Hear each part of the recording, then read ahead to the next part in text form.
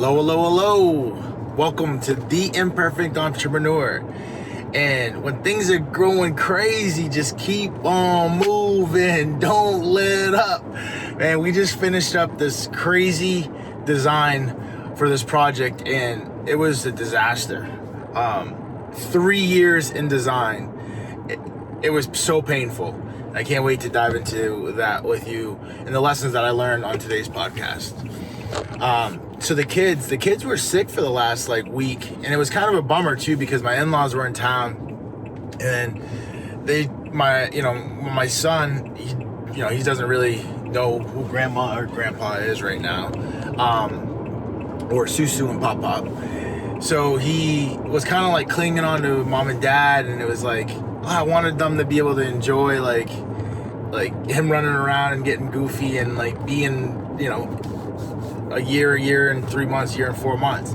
And we didn't actually get to do that the week they stayed with us, but they actually stayed another week at my sister-in-law's house, and he got better, and we were able to go over there and visit, and they got to see the real Ollie G, because his middle name is different than mine. His middle name is Glenn, after his my father-in-law, and my middle name is Dan. So but yeah, both the kids are feeling good now, so it's good. So we just got done this design for this project we have down in Panama City, Florida, at a Navy base down there, and we are renovating this 5,000 square foot building.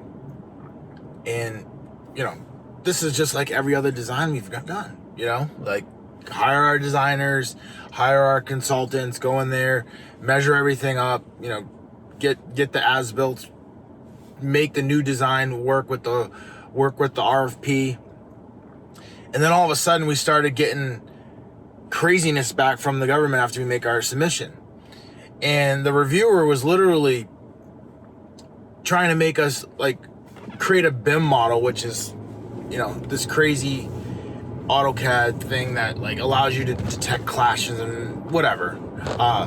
But it was just all these different requirements were getting thrown at us. And I was just and the reason why the requirements were getting thrown at us is because our dollar value for the contract was more than 50% of the value of the building. And I don't know what the value of the building is. The government doesn't tell us what the value of their buildings are. They knew what our proposal was, and they knew what the value of the building was. They should have known that these additional requirements were going to be, or they were going to want these additional requirements, and we were going to need to make sure we covered that in our proposal.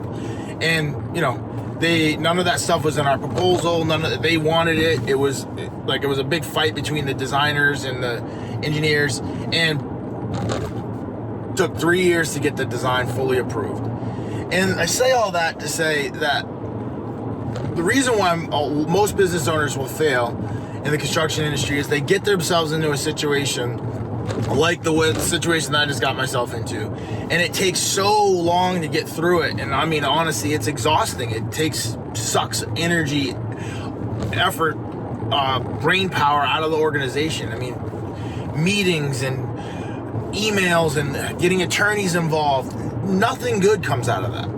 Nothing good. Because you think about it, that whole process was 3 years. I think we were able to bill $200,000 for the whole thing. But, that's $50,000, $60,000 a year, over 3 years, and I have a whole team that's working on this thing. There's no money being made in that process. There's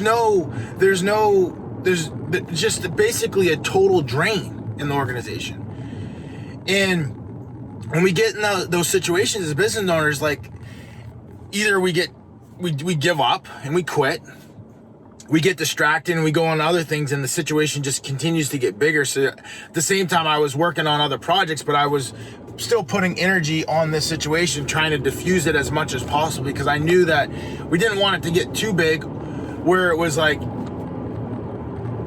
big bond claim or something crazy along those lines.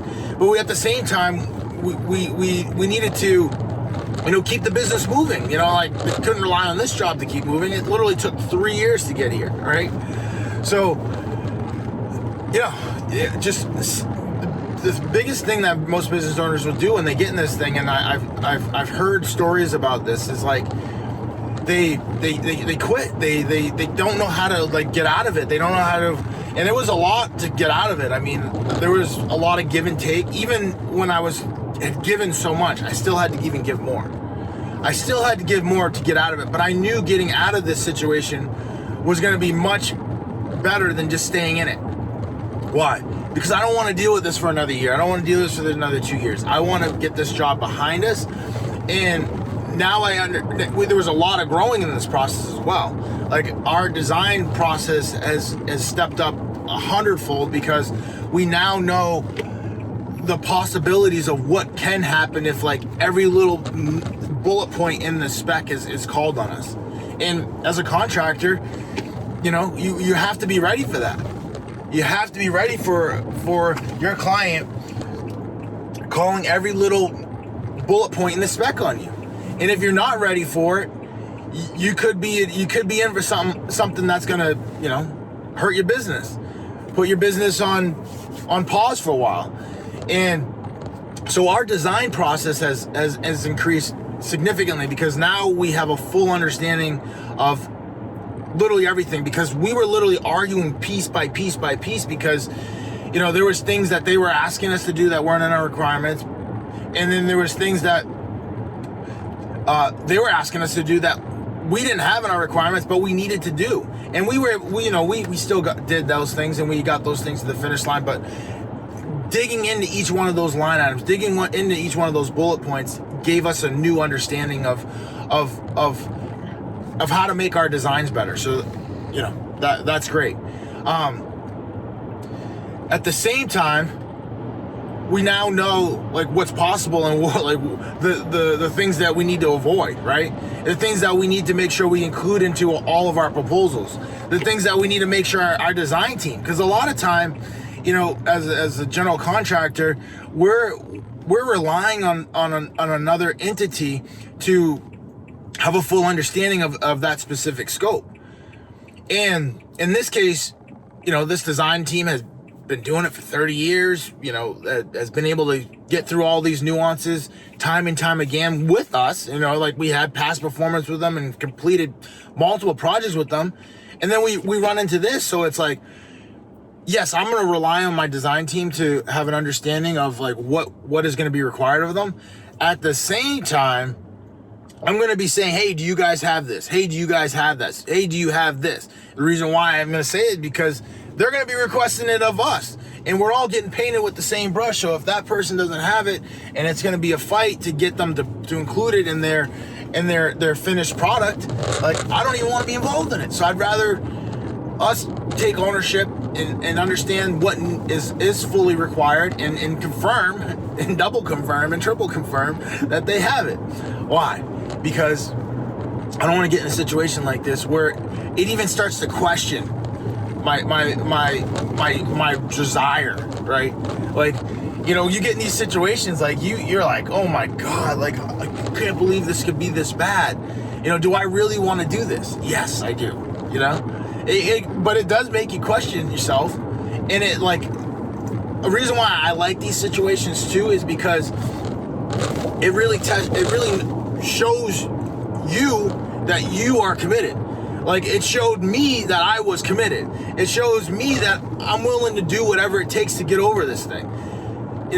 Most people 3 years in design fighting back and forth, maybe they'll last 6 months, maybe they'll last a year. I have people that ask for the world and they don't even last a year. Like, you gotta be able to handle the fire. Pressure will burst the diamond, or pressure will burst the pipe, or pressure will make a diamond. Like, which one are you gonna be? Are you gonna be that burst pipe sitting on the side of the road? Or are you gonna be that diamond that's in a nice ring set? It's not the decision's up to you. And we had, it was so easy to say, we quit. I was even like, hey, if you guys want to take the project back, go ahead, take it back. But honestly, I wouldn't have grown as much as we grew during that thing. Like, did revenues grow? No, but like internally we grew. Internally we got hardened. Internally it was like, okay, this is what can happen to you on the other side of this thing. This is why we charge what we charge. Why? Because if it goes the other way, like, they don't care. Like, I'm all done doing favors. I'm all done stealing from my family, doing a favor. That's all that is stealing from my family. Taking resources, and when I mean my family, that's my work family, my personal family, like, it's my, like, everything, my team members, you know what I mean? The subcontractors we work with, like, all of those things. Like, we're all in this thing together. Like, we're all in the same boat, moving that way together. And when we give discounts and we try to be like buddy, like, yeah, I'll do this for that, you know what I mean? Like, we're taking from our family, especially when we get into situations where these people really want to, like, they want blood, they want a piece of flesh. And that's what they wanted out of us. I mean, think about it, 3 years. Now, like, this is not only a bad thing for us to go through, it's a bad thing for them. Now, their client doesn't get their building. Now, their funding is in jeopardy. Like, there's a lot of bad things that happen with, like, not moving forward. They have their own people that they're putting on these projects, and now, they're stuck on this project instead of moving to the next project. But, sometimes, sometimes I have a feeling that they liked it. You know what I mean? They like being in the mess. It's like my designer has a saying. He's like, it's like wrestling with a pig, man. We're both getting dirty, but only one of us, not both of us, but only one of us likes it. And I don't want to get dirty, But sometimes you got to get dirty to learn and grow and build, Like, we didn't, like, that process was so frustrating for me because we weren't building on the outside. Like, that should have been $2 million worth of revenue to the business, right? 3 years ago, or at least 2.5 years ago, 2 years ago, right? That should have been in the money, cash, like, done, right? That should have been energy focused on other projects, like, moving forward. But it wasn't. It's so frustrating. But, like, internally, we grew. At least I grew. I mean, like, we had other team members that saw it, and I wanted as many people in the organization to experience this, because this was, like, something that I've never dealt with before. And I know that, like, by us dealing with it and getting better at the entire design process, getting better at seeing what can happen to us, and just getting better at, just staying focused, because, like, during this process, there's so many things going on. Like, we had to stay focused. If we didn't stay focused, we were going to get crushed. If we didn't stay focused, we weren't going to be here. If we didn't stay focused, we were in big trouble, like, even bigger trouble than what we currently were in, right? So it took a lot of the organization to stay focused and to make that all a reality. And I'm grateful to be at the finish line. I'm grateful to now be in construction. This is where we make money. We don't make money in design. Like, we found ways to make a few dollars, but, like, that's not where we make the big money. Like, we make money in construction. We make money executing in the field. We make money saying it's going to take us 8 weeks to do something, and it takes us 3. That's how construction makes money. And now we're in that phase, and I'm excited to be in that phase. And yes, we didn't grow a lot on the outside, but we grew a lot on the inside. And sometimes that's what's required. It's that test, to see if you really want it. And we got to the finish line. So you can talk about me, you can say I'm ugly, you can say I'm stupid, you can say, well, we got to the finish line of that design. And it was a team effort. Whew, it wasn't a team effort, but we got there, and I'm excited about it.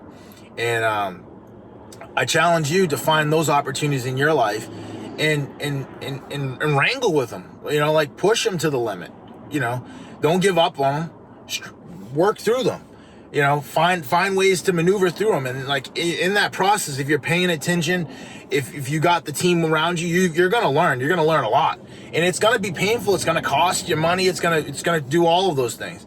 But at the end of the day, it's going to be worth it, because now those understandings, I'm taking those same understandings and making money on other projects, because I now know what the requirement is. I now know how to wrangle with that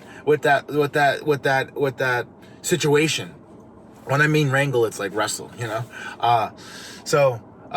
Find those situations in your life and build off of them. You know, it might not be building on the outside, but build off it on the inside, and then take that internal learning and go apply it to other projects. With that, go out there and continue to build your legacy. If you enjoyed any of the stuff that we talked about today, go ahead and leave a comment below. Or if you have any questions, leave that comment below, and go smash that like button. Let's roll.